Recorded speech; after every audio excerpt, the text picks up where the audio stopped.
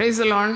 ఫిలిప్పీ పత్రిక 2వ అధ్యాయంలో ఒక క్రైస్తవుడు యేసు ప్రభువును అంగీకరించిన వాడు, రక్షకుని స్వీకరించిన వాడు ఈ లోకంలో కలిగి ఉండవలసిన గుణగణాలు, స్వభావము ఎంతో అద్భుతంగా వివరింపబడింది. ఇక్కడ యేసు ప్రభు శిలువ మరణం సందర్భంలో చూపిన త్యాగము, ప్రేమ, విధేయత ఇవన్నీ కనబడుతుంది. ఫిలిప్పీ పత్రిక 2వ అధ్యాయము 5వ వచనంలో క్రీస్తు యేసును కలిగిన ఈ మనస్సు మీరు కలిగి, అది గుర్తుపెట్టుకోవాలి ఎప్పుడు. ఫిలిప్పీ పత్రిక రాసింది ఎవరు? పౌలు సోదరుడు. ఎక్కడి నుండి రాసినాడు? చెరలో ఉన్నప్పుడు రాసినాడు. చెరలో ఉన్నప్పుడు రాసినాడు అంటే శిలువ శ్రమలు అనుభవించిన గొప్ప దైవజనుడు, అపోస్తలుడు. మరి పౌలు అనే మాటకు అర్థము ఎవరైనా చెప్పగలుగుతారా? What is the meaning of Paul? చిన్నవాడు, హంబుల్, లిటిల్ వన్, స్మాల్ అని ఉన్నది పర్యాయ పదంలో. అంటే అక్కడే ఆ పేరులోనే చాలా తగ్గింపు ఉంది. పేరు గొప్ప ఊరు దిబ్బ అంటారు కదా, చాలా గొప్ప పేరు కానీ స్వభావం ఉండదు. కానీ పౌలులో పేరుకు తగినట్టున్న స్వభావం, యేసుకు కలిగిన ఆ దీన మనస్సు మనం పౌల్లో చూస్తాం. యేసును అనుకరించిన వారికి సుఖం ఉండదు, శ్రమలు ఉంటాయి. అయినా యేసు కొరకు నిలబడేవారు ఎంతోమంది ఉన్నారు, కోకొల్లలుగా ఉన్నారు. యేసు మనందరి కొరకు ప్రాణం పెట్టినాడు. యేసును అనుకరించిన వారు కూడా యేసు కొరకు ప్రాణం పెట్టడానికి సిద్ధంగా ఉన్నారు. అది ఇంకో గొప్ప వింత. యేసు కొరకు జీవించేవారు యేసు కొరకు మరణించడానికి కూడా సంసిద్ధమై ఉంటారు. అంటే పౌలులో అలాంటి గొప్ప గుణం నాకు కనబడింది. పౌలు రాస్తున్నాడు ఈ పత్రిక.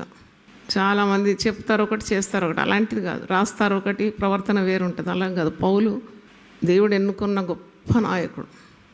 పౌలంతటి వాడు లేడు క్రైస్తవ లోకంలో. క్రీస్తు తర్వాత క్రైస్తవ గోళం అభిమానించేది, గౌరవించేది, అనుకరించేది ఎవరినంటే పౌలును. పౌలుకున్న ధీమా మరి ఎవరికి లేదు. నేను క్రీస్తును పోలి నడుచుకుంటున్నాను, మీరు నన్ను పోలి అంత ధైర్యంగా చెప్పగలుగుతారా? సేవకులు మనం చాలామందిని చూస్తుంటాం, కానీ he just obeyed Jesus. Greatness of Paul is nothing but following Jesus in every walk of his life. ప్రతి అడుగు అడుగున యేసే ఆయనకు మాదిరి. అందుకే యేసు మాదిరిలో నడుచుకోండి, ఆయన కలిగిన మనస్సు కలిగి ఉండండి, ఆయనను వెంబడించండి అని చెప్తూ 4 క్యారెక్టర్స్ ఉన్నారు ఇక్కడ. 4 క్యారెక్టర్స్ ఎవరు ఈ ఫిలిప్పీ 2వ అధ్యాయంలో? పౌలు, తిమోతి, ఎపోఫ్రోదిస్, ప్రభు యేసుక్రీస్తు కదా. 4 క్యారెక్టర్స్. ఎపోఫ్రోదిస్ మరి ఆయన పేరుకు అర్థం లవ్లీ అండ్ చార్మింగ్ అంట. నేను వెతికినాను. ఎపోఫ్రోదిస్ అంటే సుందరమైన, అందమైన స్వభావం, చాలా అద్భుతమైన స్వభావం. రోగిగా ఉన్నాడు. ఆయన భక్తుల గురించి ఉన్న ఆలోచన చూడండి. Is willing to serve for the lord. ఎప్పుడు సేవ చేయడానికి సిద్ధంగా ఉన్నాడు ఎపోఫ్రోదిస్. ప్రార్థనాపరుడు. పరిశుద్ధ గ్రంథంలో చూస్తే ఎపోఫ్రోదిస్ ప్రార్థనాపరుడు అనే వాక్యంలో ఉంది. తన కొరకు విజ్ఞాపన చేసే విజ్ఞాపన వీరుడు. కష్టాల్లో ఉండేవారిని ఆదుకునేవాడు, సహాయం చేసేవాడు. తిమోతి అనే పదానికి అర్థం తెలుసా? తిమోతి దేవుని గౌరవించేవాడు. ఈ ఆనర్స్ గాడ్. సరే, ఒక పేరులో కూడా చాలా అర్థం, మనకు మాదిరి కూడా ఉంటుంది పేరులో. ఆనరింగ్ గాడ్ అంటే దేవుని ఎప్పుడు గౌరవించేవాడు. మరి యేసు అనే పదానికి అర్థం ఏంటి? క్రీస్తు అంటే రక్షకుడు, అభిషక్తుడు. ఇంకా 4. తిమోతి అంటే దేవుని గౌరవించేవాడు. పాల్ అంటే హంబుల్, లిటిల్ ఆర్ స్మాల్. ఎపోఫ్రోదిస్ అంటే సుందరమైన, అందమైన. మరి యేసు అంటే రక్షకుడు. ఈ 4 పేర్ల అర్థం ఉంది. అయితే నేను ఒక 10 నాకు కొట్టొచ్చిన స్వభావాలు నాకు ప్రభు మాట్లాడినాడు. అందరిలో ఈ స్వభావం మనకు కనబడుతుంది. ఒకటి తగ్గింపు. చెప్పండి, తగ్గింపు. 2వది సాత్వికం, meekness. Meekness is not weakness అంట. Meekness is weakness harnessed for, it's a strength harness for serving others. మనం చాలామందిని చూస్తాం. నిన్న కూడా దాదాపు 14 మంది వాలంటీర్స్ వచ్చినారు. రాత్రికాలం వచ్చి వాళ్ళు ఇంకా భోజనం కూడా చేయాలి. భోజనం అంతా వండి పెట్టిన. నేను అనుకున్నాను వాళ్ళు కొన్ని పనులు చేయడానికి వచ్చినారు. సో వేడివేడి ఆహారము అంతా సిద్ధపరిచి వాళ్లకు రెడీగా పెట్టినాం.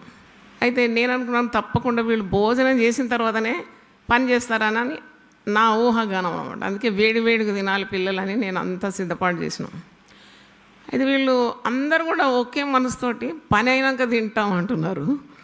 పని కంప్లీట్ చేసిన నేను పని చేయడానికి శక్తి కావాలి కదా, మరి కాలేజ్ నుండి వచ్చినారు, మీరు వర్క్ ప్లేస్ నుండి వచ్చినారు, ఆకలి అవుతుంది కదా. నేను అలాగే ఆలోచిస్తున్నాను ఒక తల్లిగా. కానీ వాళ్ళ సమర్పణ చూసినప్పుడు నాకు చాలా సంతోషమైంది. మొత్తం పని అయ్యేలోగా 12 దాటిందండి. 12:30 అయిపోయింది. అప్పటిదాకా కూడా వాళ్ళు తినకుండా ఆలయం మొత్తము రామ్నగర్లో ఉన్న ఆలయం అంతా కడిగి దుమ్ము అంతా మరి ధూళి ఇదంతా తొలగించి బ్యాప్టిజం ట్యాంక్ కడిగి బాత్రూమ్స్ అంతా కడిగి చేసి ఒకసారి గట్టిగా చప్పట్లు కొడతారా? అంటే మనము దేవుని సేవ చేసేటప్పుడు ఎవరో ప్రోద్బలంతో చేస్తే దాంట్లో అందం ఉండదు. స్వతహాగా స్వార్థం లేకుండా దేవునిపై ఉన్న ప్రేమతో, సేవ మీద ఉన్న శ్రద్ధతో, ప్రజల మీద ఉన్న కనికరంతో చేసే సేవకు ఆ రుచే వేరు. ఆ రుచే వేరండి. దానికి సంఖ్యతో సంబంధం లేదు, డబ్బుతో సంబంధం లేదు, పేరు, ఖ్యాతి, గ్రాండ్యూర్, గ్లామర్తో సంబంధమే లేదు. మరి వీళ్ళు ఎవరు కూడా గ్లామరస్ లేరు కదా. కానీ చేసిన సేవ ఇంతంతా కాదు. కనుక ఎప్పుడు నిరాశపడకూడదు. You give your total service to God. మనస్ఫూర్తిగా దేవుని సేవ చేయాలి. అందరూ వారి వారి పనులే ఆలోచిస్తున్నారు, మరి ఇతరుల సంగతులు ఆలోచించడం లేదు. అంటే స్వార్థంతో కూడిన వ్యక్తులకు దేవుని సేవ చేయడం కష్టం. అయితే మొదటిది తగ్గింపు, రెండవది సాత్వికము, మూడవది సమర్పణ. సమర్పించుకోకుంటే సేవ ఎలాగవుతుంది? కొవ్వొత్తి కరగనంటే ఎలా వెలిగిస్తుంది? ఉప్పు కరగనంటే రుచి ఎలాగిస్తుంది? True service to God reflects sacrifice. త్యాగం లేకుండా సేవ చేయలేం. ఉత్తుత్త సేవనే అది. నువ్వు కరగడం లేదు, నువ్వు నలగడం లేదు, నీకు ప్రార్థనలో కన్నీరు కూడా రావడం లేదు, నశించే ఆత్మల గురించి శ్రద్ధ లేదంటే అది వట్టి సేవ అది. అయితే ఇక్కడ మూడవది సమర్పణ. నాలుగవది చూసినప్పుడు స్వార్థరహితం. అందరు నలుగురిని మీరు చూడండి, there is no selfishness in any one. Apostle Paul was never selfish. ఆయన ఎక్కడ కూడా డబ్బు జమగట్టి తన భార్య బిడ్డల కొరకు వాడినట్టు లేనేలేదు. ఎక్కడైనా ధనం పోగు చేస్తే అది ఇతర సంఘాల్లో ఉన్న పేదవారి కొరకు అలాంటి ఏర్పాటు చేసినాడని ఉంది. కానీ అతను ఇల్లు కట్టుకున్నాడు, లేకుంటే బెంజ్ కార్లో పోయినాడు, లేకుంటే చాలా పబ్లిసిటీ వచ్చేసింది, అట్లా లేదండి. అది నిజమైన సేవ పౌలు చేసింది. హల్లెలూయా. యేసు ప్రభువులో మీరు స్వార్థం చూస్తారా? చూడలేరు మీరు. అందుకే అంటాడు, స్వార్థపరులు నా సేవలో నిలవలేరు. నన్ను ఎవడైనా వెంబడించాలంటే వాడు తను తాను ఏం చేస్తాడు? ఉపేక్షించుకుంటాడు. ప్రతిదినము తన సిలువను ఎత్తుకొని నన్ను వెంబడించాడు. పెద్ద సవాల్తో కూడింది క్రైస్తవ జీవితం. ఐదవది చూసినప్పుడు ఈ నలుగురు కూడా దేవుని చిత్తం నెరవేర్చిన వారు. హల్లెలూయా.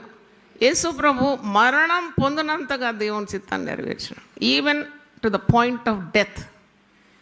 చాలామంది సేవలు చేస్తారు, మధ్యలో ఎవడో వచ్చి బెదిరియగానే సేవలేదు గీవలేదు, నాకు ఎవడో కూడా తెలియదు, యేసు ప్రభు ఎవరో కూడా తెలియదు అని దే డినై జీసస్. అలాంటి వారు చాలామంది ఉన్నారు. ఒక సర్టిఫికేట్ కొరకు అంటారు, నాకు ఎవరో తెలియదు అసలు యేసు ప్రభు, మాది ఆ మతమే కాదు, మేము ఈ మార్గం కాదు, ఆ మార్గం కాదు, మేము ఈ మార్గంలో ఉన్నాం అని అబద్ధాలు ఆడతారు కదా. అటువంటి వాళ్ళకు ఒక మార్పు రావాలి ఈ ప్రసంగం. చూడండి, దేవుని చిత్తం జరగాలంతే. నేను సత్యం కొరకు నిలబడుతున్నారు వీళ్ళందరూ నలుగురిని చూడండి. They stand for truth. Hallelujah చెప్దామా? గట్టిగా చప్పట్లు కొడదామా? నీకు సత్యం కొరకు నిలబడుతున్నారండి, అది నన్ను చాలా ఆకర్షించింది. దే స్టాండ్ ఫర్ ట్రూత్ అన్నమాట. యేసు ప్రభు, ఆయన పేరే సత్యం. ఆయన సత్యం గురించి మరి ప్రతిష్ఠించుకున్నాడు, ప్రచురించడానికే నేను వచ్చినాను అంటున్నాడు. మరి పౌలును చూసినప్పుడు ఆయన కూడా సత్యం కొరకు నిలబడ్డాడు. ఎపోఫ్రోదిత్ సత్యం కొరకు నిలబడ్డాడు. తిమోతి సత్యం కొరకు నిలబడ్డాడు. ఈ గుణాలు వారిలో మనం చూస్తున్నాం. తర్వాత ఆరోది విధేయత, ఒబీడియన్స్ అంటు డెత్. అంటే యేసు ప్రభు గురించి ఫిలిప్పీ పత్రిక 2వ అధ్యాయం 5 నుండి 11 మీరు చదివితే you will know the entire. చాలా జిస్ట్ అది శిలువ ధ్యానాల్లో ఎప్పుడు ప్రకటిస్తూ ఉంటాం. మరణం పొందినంతగా విధేయత చూపెట్టినాడు. అంటే డూ ఆర్ డై. సేవకు బయలుదేరిన తర్వాత చాలామంది సేవకులకు ద్వంద్వ తలంపులు ఉంటాయి. డబుల్ మైండ్ కాదు, మల్టీ మైండ్స్ ఉంటాను. ఈ మార్గంలో పోతే బాగుంటుంది, ఆ మార్గంలో పోతే ఇట్లా చేస్తే బాగుంటుంది, అట్లా చేస్తాం. కానీ చాలా తక్కువ మంది లేకపోలేరు అసలైన దైవజనులు దేవుని సన్నిధిలో ఉండి కష్టమైన నష్టమైన త్యాగమైన సమర్పణ అయిన ఏది పోగొట్టుకోవాల్సి వచ్చినా, ప్రాణమే పోవాల్సి వచ్చినా, దేవా నీ చిత్తం నా పట్ల నెరవేరమని ఎంతమంది ప్రార్థన చేస్తారు? ఎంతమంది క్రైస్తవులు అలా ప్రార్థన చేస్తారు? Let your will be done in my life. అంటే దేవుని చిత్తము నెరవేర్చడానికి ఉన్న సమ్మతి గల మనస్సు, విధేయత గల మనస్సు నలుగురిలో ఉంది. మీరు ఫిలిప్పీ పత్రిక 2వ అధ్యాయం మరొకసారి చదవండి. క్లారిటీ, ఫుల్ క్లారిటీ ఉంటుంది. ఒబీడియంట్ అంటూ డెత్. నేను ఈ నలుగురు ఎలా చనిపోయినారు అది కూడా నేను సెర్చ్ చేసినాను. సెర్చ్ చేస్తే పౌలు శిరచ్ఛేదనం ద్వారా చనిపోయినాడు. అంటే హీ పెయిడ్ ఎ ప్రైజ్ కదా, ఒక వెల చెల్లించినాడు. అవునా కదా? మనం అనుభవించడానికి సిద్ధంగా ఉంటాం కానీ వెల చెల్లించడానికి వెనకాడతాం. ఎందుకు వెనకాడాలి? నీ జీవితము ప్రభు కొరకు సమర్పించుకున్న తర్వాత ఒక మూల్యం నువ్వు చెల్లించాల్సి వస్తే ఎందుకు చెల్లించకూడదు? ఈ భక్తులు నలుగురు కూడా మూల్యం చెల్లించిన వారు. Paid the cost, paid the prize. ఒక దగ్గర ఎక్కడో టీషర్ట్ మీద చదివినాను, ఒక తన టీషర్ట్ వెనక నుండి చదివిన ఏంటంటే, everyone wants to go to heaven but no one wants to die. అందరికి పరలోకం కావాలి కానీ చావడానికి సిద్ధం ఎవరు లేరు. నువ్వు చావకుంటే పరలోకం ఎలా పోతావు? గోధుమ గింజ భూమిలో పడి చేస్తేనే కానీ అది విస్తారంగా ఫలించదు కదా. ఒక త్యాగం, ఒక సమర్పణ, విధేయత ఇవన్నీ కావాలి. మరి ఇవన్నీ లేకుంటే నువ్వేం మంచి పని చేయలేవు కదా. కొనంది పొందుకోలేవు కదా. అందుకే ప్రభు అంటారు, ఎవరైనా నన్ను వెంబడింపకూడితే వాడు అన్నీ పోగొట్టుకోవాలి. పేతురు అడుగుతాడు, మేమన్నీ వదిలేసి వచ్చినాం, మాకు ఏం దొరుకుతుందంటే, నా నిమిత్తం సువార్త నిమిత్తం మీరు ఏవి పోగొట్టుకున్నారో వాటంతా నూరంతలు నేను తిరిగి ఇస్తాను, ఈ లోకంలో ఇస్తాను, పై లోకంలో ఇస్తాను అన్న దేవుని స్తోత్రం. అంటే you are not thinking about those lines. మనం ఎంత పొందుకుంటామని కాదు, సేవ కొరకు ఎంత పోగొట్టుకుంటున్నాము అది చాలా ముఖ్యం. హౌ మచ్ యూఆర్ గ్రాబింగ్ కాదు, హౌ మచ్ యూఆర్ అక్యుములేటింగ్. ఎంత కూర్చుకున్నావు నీ కొరకు, నీ పిల్లల కొరకు, నీ భవిష్యత్ కొరకు, అది కాదు లెక్క. నన్ను అడిగితే స్వచ్ఛమైన లెక్క సేవ కొరకు నువ్వు ఎంత పోగొట్టుకున్నావు. How much you lost. పోగొట్టుకున్నాం చాలా, నేను కూడా చాలా పోగొట్టుకున్నాను, ఇంకా పోగొట్టుకోవాలి. నేను పోగొట్టుకుంది సేవ కాదు అది. మరి అలాగూ మీరు పోగొట్టుకున్న వారు. తిమోతి ఎలాగ చనిపోయినాడు అంటే he was stone to death. భయంకరం అండి. తిమోతిని రాళ్లతో కొట్టి చంపినారు. ఎంత గొప్ప త్యాగం ఇది. చిన్న రాయి, గులకరాయి మనం ఇది పడితేనే ఎన్ని ప్రశ్నలు అడుగుతాం మనం. రేయ్ ఎవడరా నన్ను కొట్టింది. కారుకి ఇంత గీత పడితే సహించాం మనం, నీళ్ళ తీస్తాం అని కదా నడి రోడ్డు మీద. చూడండి, అది ఇది మీరు కొద్దిగా కంపేర్ చేసుకుంటే వేర్ వీఆర్ స్టాండింగ్. ఇంత ప్రశస్తమైన దేవుని వాక్యాన్ని ఈరోజు మీరు విన్నారు కదా, ఎక్కడుంది మీ స్థాయి? చాలా కోపం, చాలా కోపం వచ్చేస్తుంది, రోషం వచ్చేస్తుంది. అందుకే మనం జయించలేకపోతున్నాం సాతాను. You have to conquer the devil అంటే you have to have this spirit. చాలా గొప్ప దైవికమైన లక్షణాలు. ఎపఫ్రోదితు ఎలా చనిపోయినాడని ఆలోచిస్తే, అతని మీద క్రీస్తు విరోధులు కోపగించి, ముఖ్యంగా మరి అధికారంలో ఉండేవారు, ఉప్పొంగుతున్న నది దాటమని చెప్పిన, పొంగుతుందంట నది, అది దాన్ని దాటమంటే ఆ నది నీళ్లలో మునిగి చనిపోయినాడంట. ఆయన బ్రతకలేదంట. చూడండి, ప్రైజ్ అక్కడ ఒక వెల చెల్లించినాడు. ఎంత భయంకరం. మూడోది చూసినప్పుడు అంటే ఇంకేంటి, నాలుగోదే ఉంది. Timothy was stone to death. రాళ్లతో కొట్టి చంపినారు. పౌలును శిరచ్ఛేదనం చేసిన, మెడ నరికేసినారు, తల నరికేసినారు పౌలు. He was beheaded. మరి ఎపఫ్రోదితు నీళ్ళ ద్వారా ఉన్న, నది ద్వారా ఉన్న మరణం. తర్వాత యేసు ప్రభువు మనకందరికీ తెలుసు, సిలువలో మన కొరకు ఏం చేసినాడు? బలి అయినాడు, అర్పించినాడు తన ప్రాణం. అంటే ఇక్కడ చూసినప్పుడు వీళ్ళలో కామన్ ఫీచర్ ఏంటి? ఈ నలుగురిని ప్రత్యక్షపరిచినారు కదా ఈరోజు. వీళ్ళు నలుగురిలో ఉన్న స్వభావాలు మనం ధ్యానిస్తున్నాం. ఆ స్వభావం అంటే మిగిలిన స్వభావాలు అన్నీ వచ్చేస్తుంది. ఏంటా స్వభావం? ఒక స్వభావం ఉంది వీళ్ళ లోపల. ఆ స్వభావం అంటే ఇప్పుడు నేను చెప్పిన తగ్గింపు, సాత్వికము, సమర్పణ, స్వార్థరహితము, దేవుని చిత్తం నెరవేర్చడం, విధేయత కలిగి ఉండడం అన్నీ సులభం అయిపోతుంది. ఏంటది? Very good, very good. చప్పలు కొడదాం దేవుని స్తోత్రం. ప్రేమ ఉంటే చాలు, ఇవన్నీ సహజంగా వచ్చేస్తుంది. ఆత్మఫలం గురించి గలతీ 5:22 ఉంది. అందరూ అంటారు 9 ఫలాలు. 9 ఫలాలు కాదు, అది ఒకటే ఫలం, ప్రేమ నుండి ఉద్భవించే నవ రుచులు. అవి ఒకటే. ఒక ఆరెంజ్ తీసుకుంటే దాంట్లో తొనలు ఉంటాయి కదా, ఒక్కొక్క తొన తింటాం. అలాగే ఒక్క పండది ప్రేమ. ఆ ప్రేమలో ఉన్న తొనలు అన్నమాట అది ప్రేమ. ప్రేమ నుండి సంతోషం. ప్రేమ లేకుంటే సంతోషం ఎలాగొస్తుంది?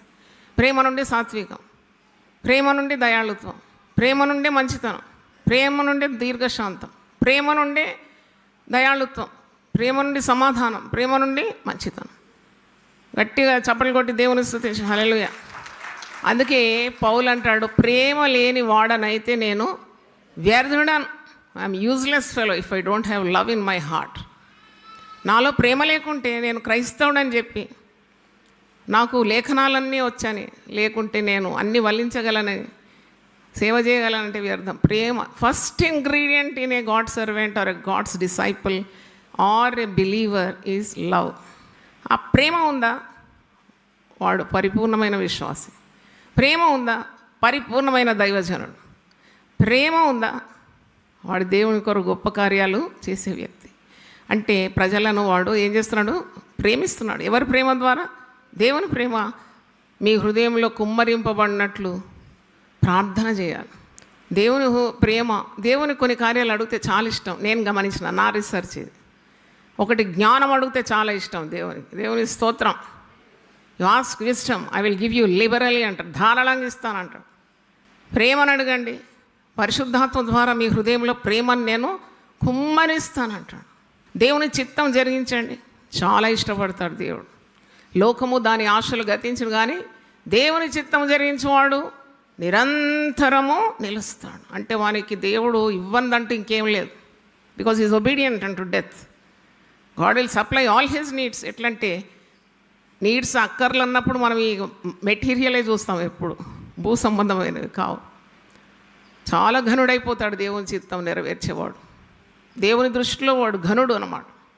దేవునికి ఇష్టమైన 3 కార్యాలు నేను చెప్పినాను. ఒకటి ప్రేమ, ఒకటి జ్ఞానం అడుగు, ప్రేమను అడుగు, దేవుని చిత్తం నీ జీవితంలో నెరవేర్చడానికి సిద్ధ మనసు అడుగు. దేవునికి చాలా ఇష్టమైన కార్యాలు. ఇంకొకటి, వీరి నలుగురిలో కామన్ ఫ్యాక్టర్ ఏంటి చెప్పండి? ఇంకొకటి ఉంది. నలుగురిలో కామన్ ఫ్యాక్టర్ ఏంటంటే నలుగురు కూడా ప్రాణత్యాగం చేసినారు. చప్పట్లు గట్టి కొట్టి దేవుని స్తుతించు. Everyone gave up their life. అంటే ప్రాణం పెట్టునంతగా ఎవరిని ప్రేమించినారు? దేవుని ప్రేమించినారు. చాలామంది మనము సగం ఉడికిన అన్నం తినలేమండి. అది పార్షియల్గా ఉడికి ఉడకనట్టుంటే నోటికి పెట్టరాదు. పరిపక్వత. అందుకే లేడీస్ అన్నం వండేటప్పుడు ఇట్లా పట్టుకొని చూస్తారా ఉడికిందా లేదా. చాలామంది అటు ఇటు ఉండే వాళ్ళనే మనం ఎక్కువగా చూస్తాం. అంటే ఇక్కడ పరిపూర్ణంగా ప్రేమించినారు ప్రభు. వాళ్ళు ప్రాణాలు తప్పించుకోలేదు. అంటే మాకు మరణం రాకుండాను గాక అని ప్రార్థన చేయలేదు. రాని Jesus is worth living for and dying for. Hallelujah. ఆయన బ్రతకడానికి యోగ్యుడే, ఆయన కొరకు ప్రాణం పెట్టడానికి కూడా ఆయన యోగ్యుడే అని వీరి నలుగురు తలంపుల్లో అదే ఉంది. అందుకే వారు మరణానికి భయపడలేదు. వారు ఈ లోకంలో ఏదో కూర్చుకోవాలని ఆశపడలేదు. ఎవరో వారిని పొగడాలని కూడా ఆశ లేదు. వారికి దేవుని చిత్తము జరిగించాలి. హల్లెలూయా చెప్దాము గట్టిగా. దేవుని స్తోత్రం. అదే ఈ కార్యాలన్నీ నాకు కనబడి. మీకు ఏమైనా కొత్త పాయింట్ ఉంటే చెప్పండి. ఈ నలుగురిలో తగ్గింపు ఉంది, సాత్వికం ఉంది, సమర్పణ ఉంది, స్వార్థం లేదు, దేవుని చిత్తాన్ని జరిగించినారు, విధేయత చూపినారు. నలుగురిలో ప్రేమ ఉంది, నలుగురిలో ప్రాణత్యాగం ఉంది, ధైర్యం ఉండాల. చప్పట్లు గట్టి కొడదామా? దేవుని సేవ చేయాలంటే ఏం కావాలి? ధైర్యం. పిరికివారు చేయలేరు. నిన్న ఒక లీడర్ను పిలిచి బాగా వాయించినాను. అంటే ప్రేమతోటి. నిర్ణయం తీసుకోవడానికి భయం, గట్టిగా మాట్లాడడానికి భయం, ఇది తప్పని చెప్పడానికి భయం. నువ్వు ఎట్లా లీడర్ అవుతావు? నీకు ధైర్యం కావాలి. నువ్వు నీతిగా ఉండాలి. ఆ నీతి నీకేమేస్తే సింహం అంటే ధైర్యాన్ని ఇస్తుంది. You are not able to tell. అన్నిటికీ సై సై సై అంటే అదే గంగిరేదుని తెస్తారు అది ఇంటికాడ. అమ్మకు సలాం పెట్టంటే ఇట్టంటుంది. అయ్యకు సలాం పెట్టిన అయ్యకు కూడా పెడుతుంది. అట్లా కాదు జీవితం. అదొక జీవితం అంటారా? నీకు దేవుడిచ్చిన పని నెరవేర్చడానికి ఎందుకు లేదా పౌరుషం? అంటే కలహించడానికి కాదు, అది మళ్ళీ జ్ఞాపకం పెట్టుకోండి. ప్రేమతోనే ఉండాలి, నిండు ప్రేమతోనే మనం వ్యవహరించాలి. ప్రేమ ఉన్నదని చెప్పి ఒకరిని గద్దించొద్దా, సరిదిద్దొద్దా, తప్పు చేస్తే చూసి ఊరుకోవాలి. ప్రేమ ఉన్నవారికే సాధ్యం అది. ప్రేమ ఉన్నవారికి, దేవుని మీద ప్రేమ, మనుషుల మీద ప్రేమ, సంఘం మీద ప్రేమ, కార్యక్రమాల మీద ఆసక్తి ఉండేవాళ్ళు తప్పకుండా గద్దిస్తారు, తప్పని చెప్తారు. హల్లెలూయా. నేను ఆమెను గద్దించినాను. నువ్వు మరి సరి చేయకుండా కనీసం రిపోర్ట్ అన్నా చేయొచ్చు కదా, ఇలాగ ఉన్నాయి కార్యాలయం. దానికి కూడా పోయి వాళ్ళు ఏమనుకుంటారు, వీళ్ళు ఏమనుకుంటారు అంటే మన జీవితాలు దేవుని చిత్తాన్ని నెరవేర్చగలమా మనం? We cannot, because you want to please every one and finally you end up pleasing none. ఒక కొటేషన్ ఉంది, he who wants to please everybody will finally end up pleasing none. అందరినీ సంతోషపెట్టాలంటే చివరికి నువ్వు ఎవరిని సంతోషపెట్టలేవు. నువ్వు దేవుని సంతోషపెట్టాలి. కాబట్టి అందరినీ సంతోషపెట్టే రీతిగా దేవుడు నేను సేవలో వాడుకుంటాడు. దేవుని స్తోత్రం. దేవుని చిత్తంలో ఉన్నావు కాబట్టి నువ్వు భయపడే అవసరం లేదు. చెప్పాలను ఎవరు తెలుసు, తప్పుంది ఇక్కడ, చెప్తే సరి చేసుకుంటారు, నువ్వు చెప్పకుంటే అన్యాయం, ద్రోహం అది. మన సంఘంలో ఒక యవనస్తుని మాటికి గద్దించేది నేను. వాడిని ఏం చేయాలి అర్థం కాలే నాకు. 22-23 ఏళ్ళు, చాలా టఫ్ ఏజ్ కదా అది. నాకు ఈ టఫ్ పనులన్నీ ఉంటాయి, మీకు తెలియదు తెర వెనుక ఎన్ని బాధలు ఉన్నాయో అని. అది వీడు ఆలయంలో పండుకుంటాడు. మరి నేనేమంటాను, ఆలయంలో పండుకునే వాళ్ళు తప్పకుండా క్రమశిక్షణ కలిగి ఉండాలి. ఆలయం కాపాడుతున్నావు కదా. ఒకరోజు మధ్యరాత్రి చెప్పకుండా వెళ్ళిపోయినాడు. చాలా లేట్ అయినాక మళ్ళీ వచ్చాడు. ఇదంతా నాకు కెమెరా కనబడుతుంది. కెమెరా నా టేబుల్ మీద ఉంటుంది, నేను ఉండేది వేరే దూరం కదా. అన్ని విధాల చర్యలన్నీ ఎక్కడ ఏ మూలలో కదలికుండా నాకు కనబడుతుంది. 40 విండోస్ ఉంది దాన్ని. అయితే నేను గుర్తుపెట్టిన, ఎందుకంటే పడుకునేదే లేటు, మళ్ళీ తొందరగా లేస్తాను. గుర్తుపెట్టిన ఈ యాబ్సెన్స్ ఆఫ్ 3 ఉండాలి, 2 ఉన్నారు. మరుసటి రోజు వచ్చి నేను అడిగాను, నువ్వు ఎక్కడ పోయినావు రాత్రి 12 గంటలకు? ఏం లేదు, ఇక్కడ ఫ్రెండ్ పోయినా ఏదో చెప్పినాడు సాబ్. నేను అది వీలు కాదు కదా, క్రమశిక్షణ ఉంది ఇక్కడ. నువ్వు ఇష్టం వచ్చినట్టు పోయి ఇష్టం వచ్చి రావడానికి తలుపులు తెరబెట్టి నేను కాపాడడానికి పెట్టినాము, నువ్వు ఇలా చేస్తే ఎట్లా, నాకు చెప్పకుండా ఎందుకు పోయినావు అని భావించాను. నేను అనుకున్నా, I decided to pull him out of that job. వద్దు, వీడు అస్సలు వద్దు అనుకున్నాను. అయితే ఇంటికి పోయి ప్రార్థన చేసినాను. ప్రార్థన చేస్తే నాకు ఎక్కడ లేని దేవుని ప్రేమ పుట్టుకొచ్చింది. నేను ఇప్పుడు చెయ్యి వదిలితే వీడు ఎక్కడో పోతాడు, తప్పిపోయిన గొర్రె అయిపోతాడు, మళ్ళీ వ్యసనాల్లో పడతాడు, వాని జీవితం నాశనం అయిపోతుంది కదా. మీకు తెలియదు ఎంత సహించుకున్నానంటే, ఒక్కసారి కాదు, మాటికి ఇలాంటి పనులు చేస్తాడు. నేను మాటికి దేవుని దగ్గర నుండి శక్తి పొంది ప్రేమను పొందుకొని వానితో ప్రేమతో మెలిగినాను. ఎందుకంటే వీడు వృద్ధాపంలో ఉండేవాడు కాదు, నడి వయస్కుడు కాదు, వానికి ఇంకా కుడి ఎడమలు ఇంకా తెలియదు కదా, వానికి చిన్నవాడు కదా. నేను క్షమించాలి, మరి నేను క్షమించి నేను క్షమిస్తున్నాను, ఇది లాస్ట్ ఛాన్స్, ఇది లాస్ట్ అని ఒక 20 సార్లు చెప్పి ఉండొచ్చు. 20 టైమ్స్ అన్నా చెప్పినాను, ఏ జాగ్రత్త, ఇది లాస్ట్ ఛాన్స్ అని. వానికి అది అలవాటు అయిపోయింది. అమ్మ లాస్ట్ ఛాన్స్ అంటుంది, మళ్ళీ ఇంకో ఛాన్సు ఇస్తుందని. నేను నిజంగా కన్నీళ్ళతో ప్రార్థన చేసిన, ప్రార్థనకింత ఫలితం ఉంటుందంటే నేనే ఆశ్చర్యపోయినాను. దేవుని స్తోత్రం. బిత్తరపోయినా నేనైతే. మొన్నటి రోజు వచ్చి, అమ్మా మరి నేను ఒక కోర్స్ చేస్తున్నాను కదా, నాకు దుబాయ్ నుండి ఆఫర్ లెటర్ వచ్చింది, దేవుడు నన్ను ఆశీర్వదించినాడు, నా జీతం 85,000. ఎంత సంతోషమైందంటే, మొట్టమొదటి వీడి ఇక్కడ పోయిననే సంతోషం కంటే వీడు ఒక నెక్స్ట్ లెవెల్కి పోయినాడు కదా, ఇంకా సంతోషం నాకు. అంటే దుఃఖం ఉన్నది. ప్రభు ప్రేమతో నేను ప్రేమించి గద్దించినాను, తుంటరి పనులు ఉన్నాయి, ఏం చేయాలి?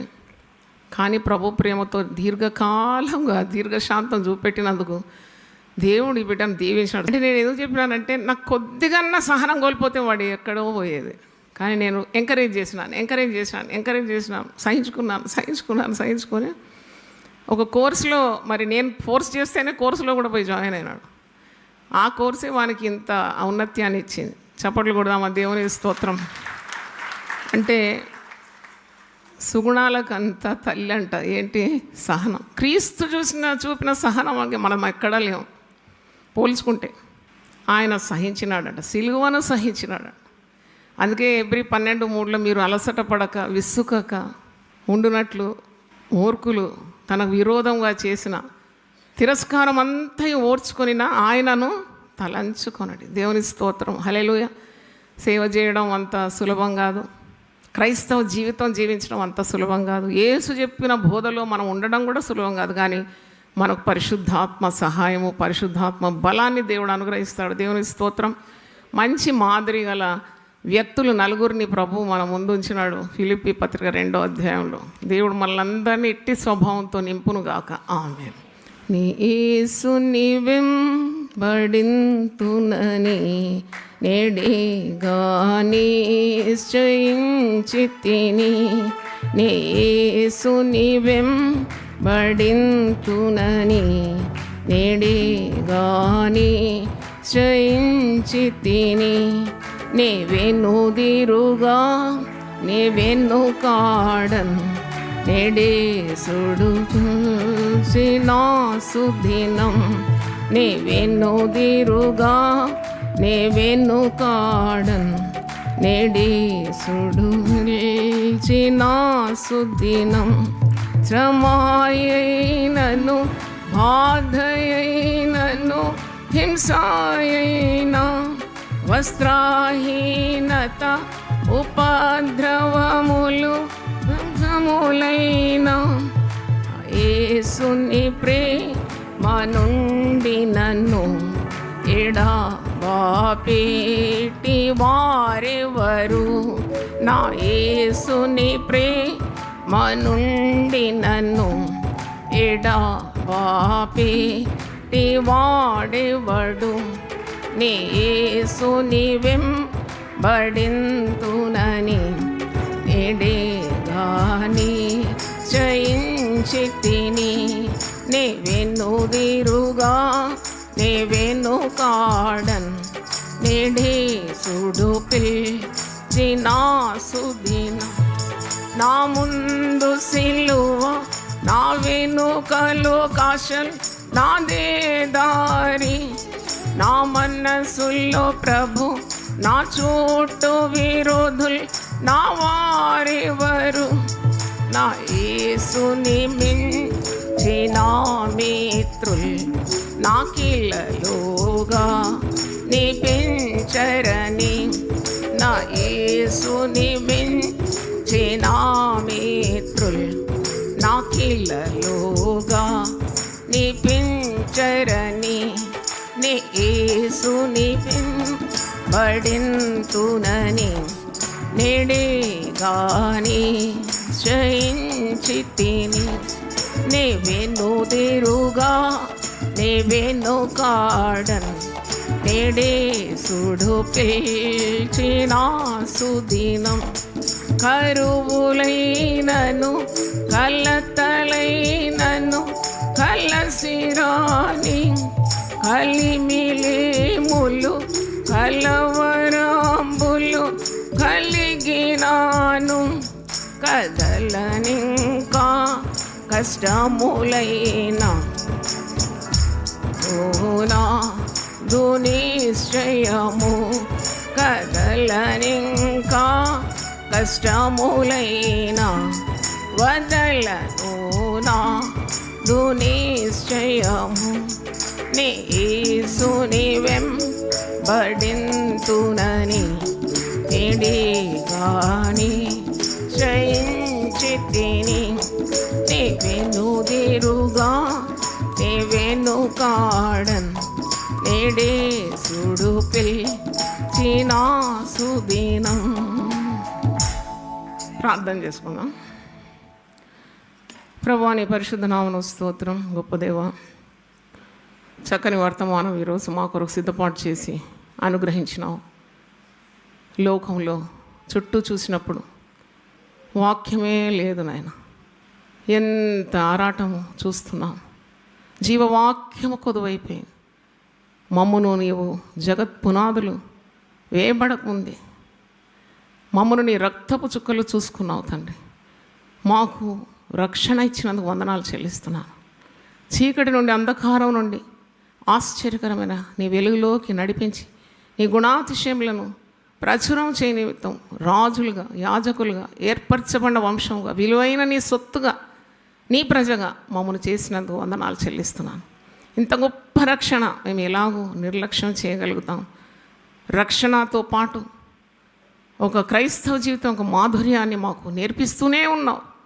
నిన్ను పోలిన జీవితం, నిన్ను కలిగిన జీవితం, నిన్ను మాదిరిగా ఉంచుకునే జీవితం, నీ మనస్సు కలిగి బ్రతకమంటున్నావు. ఎంత గొప్పది నాయన.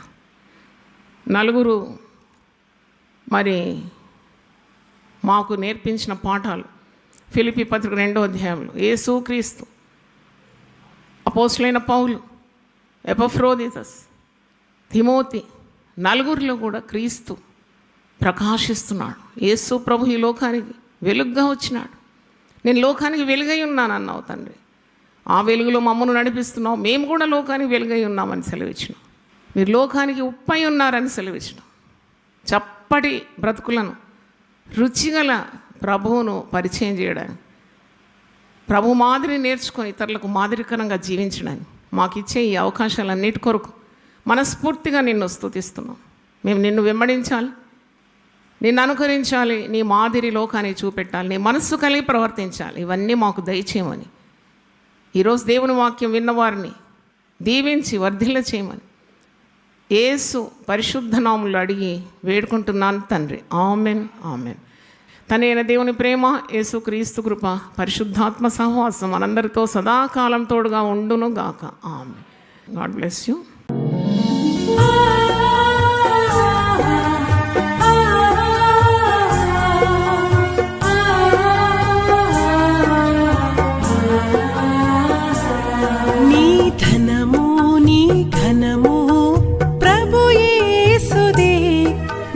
దశమా భాగము నీయ వెనుదీతువా. నీ ధనము నీ ఘనము ప్రభు యేసుదే. నీ దశమా భాగము నీయ వెనుదీతువా. ధరలోన ధనధాన్యముల నీయగా కరుణించి కాపాడి రక్షింపగా. ధరలోన ధనధాన్యముల నీయగా కరుణించి కాపాడి రక్షింపగా. పరలోకనాదుండు నీకీయగా మరి యేసు కొరకీయ వెనుదీతువా. పరలోకనాథుండు నీకీయగా మరి యేసు కొరకీయ వెనుదీతువా. నీ ధనము నీ ఘనము ప్రభు యేసుదే. నీ దశమా భాగము నీయ వెనుదీతువా. పాడి పంటలు ప్రభువు నీకీయగా కూడు గుట్టలు నీకు దయచేయగా. పాడి పంటలు ప్రభు నీకీయగా కూడు గుట్టలు నీకు దయచేయగా. వీడంగ ప్రభు యేసు నామంబును గడువేల ప్రభుకీయను క్రైస్తవా.